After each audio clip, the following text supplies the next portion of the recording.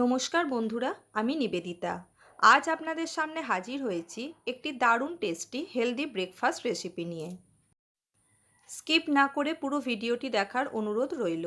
নিবেদিতা রান্নাঘরে সবাইকে স্বাগত। প্রথমেই আমি এখানে একটি মিক্সিং বোল নিয়ে নিয়েছি। তারপর নিয়েছি একটি মেজারিং কাপ। এই কাপটি মাপ করেই আমি সবকটি উপকরণ এখানে ব্যবহার করব। মেজারিং কাপের হাফ কাপ সুজি আমি এখানে ব্যবহার করেছি। হাফ কাপ দিয়েছি রুম টেম্পারেচারে থাকা টক দই। আপনারা এখানে সুজির পরিমাণ অনুযায়ী টক দইয়ের পরিমাণও কমিয়ে বা বাড়িয়েও নিতে পারেন। যতটা সুজি দেবেন ঠিক ততটা পরিমাণে টক দই এখানে ব্যবহার করতে হবে। ওই একই পরিমাণে দিয়ে দিয়েছি জল। যে কাপে আমি টক দই ব্যবহার করেছি সেই কাপ ধুয়েই আমি এখানে জল দিয়ে দিয়েছি। তারপর সমস্ত উপকরণ খুব ভালোভাবে মিশিয়ে নিয়েছি। এটাকে আমি ঢেকে রেস্টে রেখে দেব 10 মিনিটের জন্য। অন্যদিকে আরেকটি বোল আমি নিয়ে নিয়েছি। যে কাপ মাপ করে আমি সুজি এবং টক দই ব্যবহার করেছি সেই কাপেরই 2 কাপ চিড়ে আমি এখানে নিয়েছি। চিড়েগুলিকে বারবার জল দিয়ে ভালোভাবে ধুয়ে আমি পরিষ্কার করে নেব। যেহেতু চিড়েতে ভীষণই নোংরা থাকে তাই খুব ভালোভাবে এটিকে ধুয়ে নিতে হবে। চিড়ে পরিষ্কারভাবে ধুয়ে নিয়েছি। এবারে এখানে হাফ কাপ পরিমাণ জল দিয়ে এটাকেও আমি ঢেকে রেস্টে রেখে দেব 10 মিনিটের জন্য। 10 মিনিট পর ফিরে এসেছি। যেহেতু সুজি দেয়া আছে, দেখুন ব্যাটারটা এখানে কতটা ঘন হয়ে গেছে।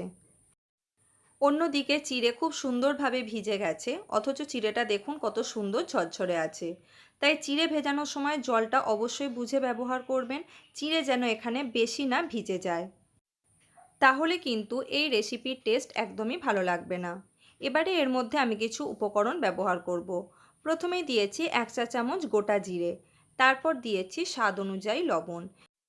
দিয়েছি হাফ টিস্পুন লঙ্কার গুঁড়ো। আপনারা ঝাল অনুযায়ী এখানে লঙ্কার গুঁড়ো ব্যবহার করবেন। তারপর দিয়েছি খুব সামান্য পরিমাণ ধনেপাতা কুচি। সমস্ত উপকরণ আমি হাতে করে এখানে খুব ভালোভাবে মিক্সড করে নেব। স্পুনের থেকে এখানে হাত দিয়ে মেখে নেওয়াটাই ভালো হবে। খুব ভালোভাবে মেখে নেওয়া হয়ে গেছে। তারপর এরকম একটি আমি ঝাঁঝরি ব্যবহার করেছি। তাতে দিয়ে দিয়েছি খুব সামান্য পরিমাণ সাদা তেল। তেল গোটা ঝাঁঝরির গায়ে আমি খুব ভালোভাবে মাখিয়ে নেব। তারপর হাতেও নিয়ে নেব খুব সামান্য পরিমাণ সাদা তেল। 2 হাতের তালুতে তেল আমি খুব ভালোভাবে মাখিয়ে নিয়েছি। এবারে ওই মেখে রাখা মিশ্রণ থেকে কিছুটা অংশ নিয়ে প্রথমে এরকম গোল একটা বলের শেপ দিয়ে নেব। তারপর 2 হাতের তালুতে চাপ দিয়ে এরকম একটা আকৃতি আমি দিয়ে নিয়েছি। সেগুলোকে আমি একটা একটা করে ওই ঝাঁঝরির ওপর বসিয়ে দেব।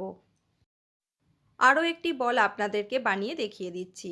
এইভাবে নিয়ে প্রথমে হাতে গোল করে তারপর তালুর মধ্যে চাপ দিয়ে সবকটি আমি গড়ে নিয়েছি। অন্যদিকে একটি কড়াইতে বেশ খানিকটা পরিমাণ জল আমি আগে থেকেই গরম হতে বসিয়েছি। জলে ভালোভাবে ফুট এসে গেলে ওই ঝাঁঝরিযুক্ত থালাটি আমি কড়াইয়ের ওপর বসিয়ে দেব। গ্যাসের ফ্লেম এই পর্যায়ে থাকবে লোতে। ঢাকা দিয়ে এটাকে আমি 10 মিনিটের জন্য রান্না করে নিয়েছি।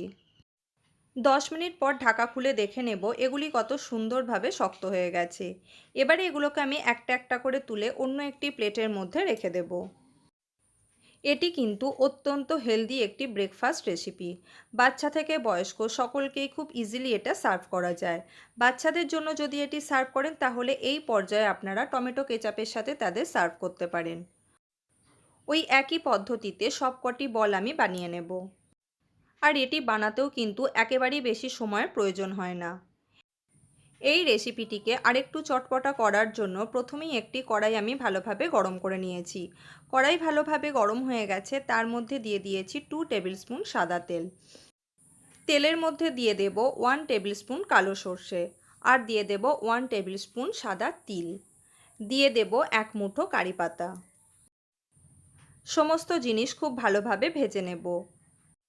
একটা সুন্দর কালারের জন্য দিয়ে দেব হাফ টিস্পুন কাশ্মীরি লাল লঙ্কার গুঁড়ো, আর দিয়ে দেব কিছু কাঁচা লঙ্কা কুচি। এই স্টেপটি কিন্তু পুরোপুরি অপশনাল, আপনারা চাইলে এটা স্কিপ করতেও পারেন। গ্যাসের ফ্লেম লোতে রেখে সমস্ত উপকরণ খুব ভালোভাবে ভেজে নিয়েছি। তারপর এর মধ্যে ওই তৈরি করে রাখা বলগুলো দিয়ে দেব। তারপর খুব ভালোভাবে কয়েক সেকেন্ড সময় নিয়ে এটাকে আমি নাড়াচাড়া করে নিয়েছি। দেখুন কত সুন্দর দেখতে লাগছে এবং খেতেও কিন্তু হয় অসাধারণ। আশা করি রেসিপিটি আপনাদের ভালো লেগেছে। যদি এই রেসিপিটি আপনাদের ভালো লেগে থাকে তাহলে প্লিজ একটা লাইক করে দেবেন। চ্যানেলটি সাবস্ক্রাইব করে নেওয়ার অনুরোধ রইল।